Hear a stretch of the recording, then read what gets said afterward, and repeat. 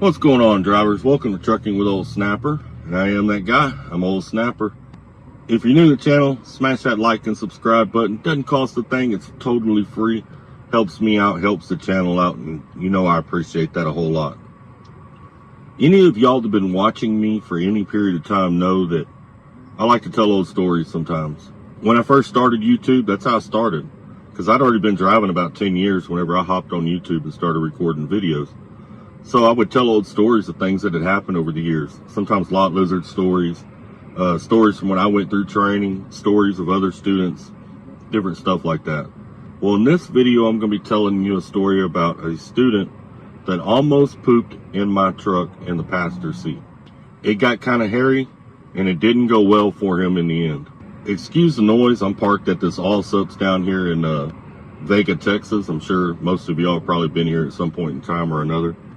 So I got the highway on one side, plus I got trucks pulling through.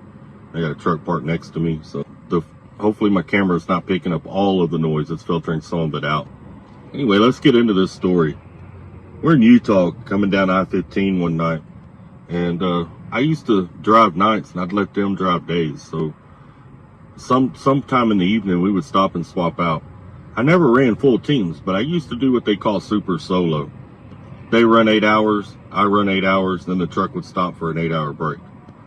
That's as far as I ever went training. I never ran full teams, ever. I cannot sleep if a truck's in motion. Anyway, a couple hours north of, I think it's St. George or Prince George, Utah. Whatever it is there, exit 4. We were a couple hours north of that. We stop and swap out. Well, when we swap out, I'm putting myself on the log and getting all that done. And doing my pre-trip, getting everything situated. He goes inside the truck stop. He grabs a big old quart thing of chocolate milk. Comes out to the truck, hops up in the passenger seat, and we get rolling. Me and Richie, we're still friends to this day. That's the student. And we were pretty good friends when he was on the truck. He was a good dude, man. We got along great. Puerto Rican guy, solid cat. Anyway, so he's sitting in the passenger seat, and I'm like, hey, man, you going to be good drinking that quart of chocolate milk? Or because if I try to drink chocolate milk out here on top of all the processed food that we eat, it gives me bubble guts, man. Messes me up real bad. Richie says, nah, man, I'm good. I'm not going to be, man, I've been drinking chocolate milk my whole life. He said, I love chocolate milk, especially right before I go to bed. It doesn't mess with me at all.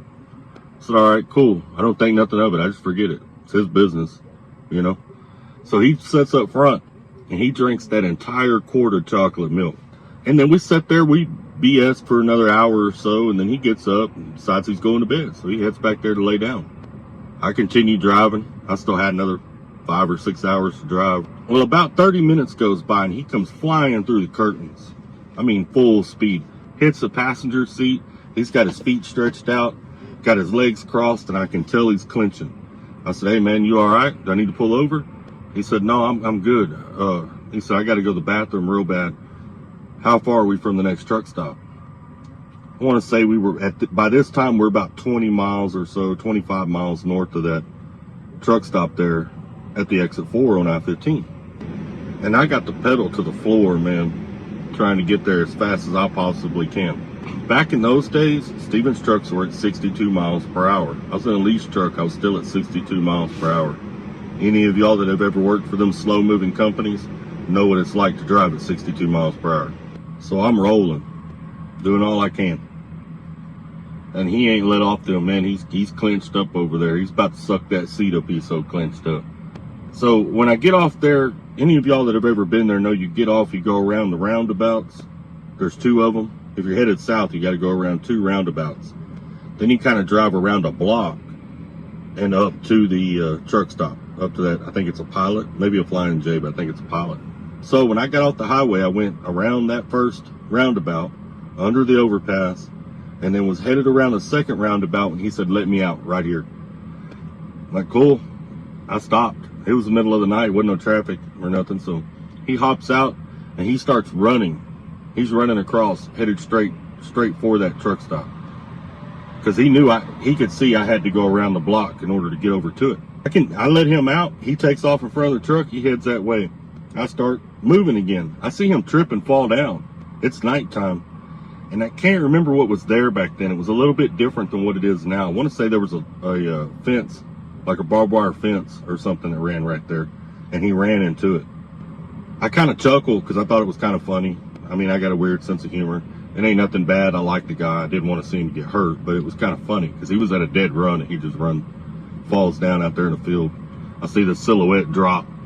Anyhow, I go on around. I pull around the block. You know, you drive by that motel that's there and stuff. Then you come in the entrance and you kind of go through the truck stop and around and you come up in the fuel island.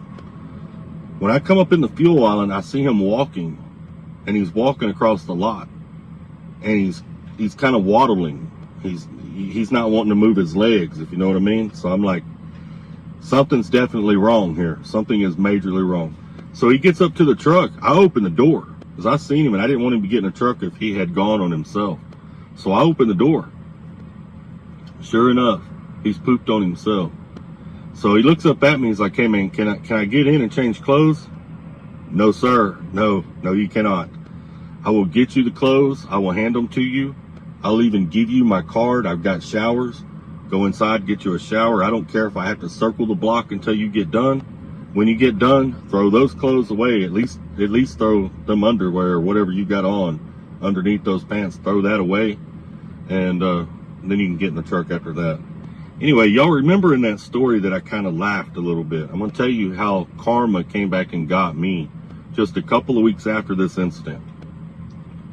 A couple weeks after this incident, we're in Nebraska, headed down I-80, headed east. And we're in the middle of nowhere. We're in the middle of nowhere. There's a lot more truck stops in Nebraska today than there were back then. Trust me. We were in the middle of nowhere. And I hadn't had any chocolate milk or anything, but I guess I ate something bad. I had something that kind of messed me up.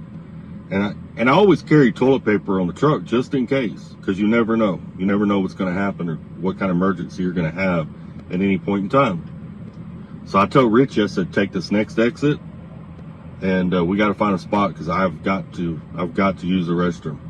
I jump up, I grab that toilet paper in the back, and then I jump in the passenger seat. I'm waiting. So I said, "Man, just pull off on the side and I'm going to handle my business." So he pulls off onto the side. I get up and I get on the back of the truck in between the reefer, and we hauled reefer at Stevens, between the reefer and the back of the sleeper. Now, if you lean your back against the sleeper, you got that opening where the grating is. There's a little bit of an opening. It's probably a foot and a half wide right there. Now, if you ever have to handle your business, you don't want to do it in the middle, because then you're going to be handling your business on top of your drive shaft and rear end, whatever other components are right there. You got to get to the side. And so I got to the passenger side and I got my back up against that wall. But I told Richie when I was getting out of the truck, I said, "Richie, I'm fixing to have to do some shady shit. If someone comes up the on-ramp, tap the horn. That way I know someone's coming and I can cover myself up, make sure I'm straight before they get up even with us. Because if they look over, they're going to see me. I'm going to be up on the catwalk." Richie says, "All right, man, I got you, man, go ahead." So I get out, I get up on the catwalk, and I'm handling my business. I'm right in the middle of dropping a big ass deuce. And right at that moment, I look over and I see a car. It's like a little 4-door old person car, like a Oldsmobile or something like that. And there's an old man driving. And just out of bad luck, he's looking over and makes eye contact with me. Now, I got my back against the wall. I got my pants pulled down to my knees. My junk and everything is swinging. And I probably got a turd about halfway out of my ass. This old man's eyes, I kid you not, are the size of $50. Like, he is in total shock at what's happening on the side of the highway in Nebraska. And I'm pissed because Richie never hit the horn. He never warned me. So anyway, I finish up. And I finish up quickly because I want to get done and get out of here. You know, I'm embarrassed and everything else because this man done seen everything. There's nothing this man hadn't seen. I clean up, jump up in the passenger seat. I'm like, "Richie, why didn't you hit the horn?" And he's laughing. He's laughing his ass off. And he tells me, he says, "Because I know you. And I know when I fell down in that field, you were laughing at me." So when I seen that old man coming up the on-ramp, I thought, I got Snapper now. We're fixing to get even right here. And just perfect timing. I seen him look over right when he got right to that point in the truck. So I knew he saw you. Somewhere out there in Nebraska, there's an old man with some really horrible images in his mind, you know, that probably burned in there forever, because I wouldn't have wanted to see what he saw. Anyway, I hope y'all got a laugh. Hope it was a good story. That's a little thing on a former student I had at Stevens Transport. Also, how karma got old Snapper back just a couple weeks later. I appreciate all of y'all. Don't forget to smash that like and subscribe button. Y'all take care. Stay safe.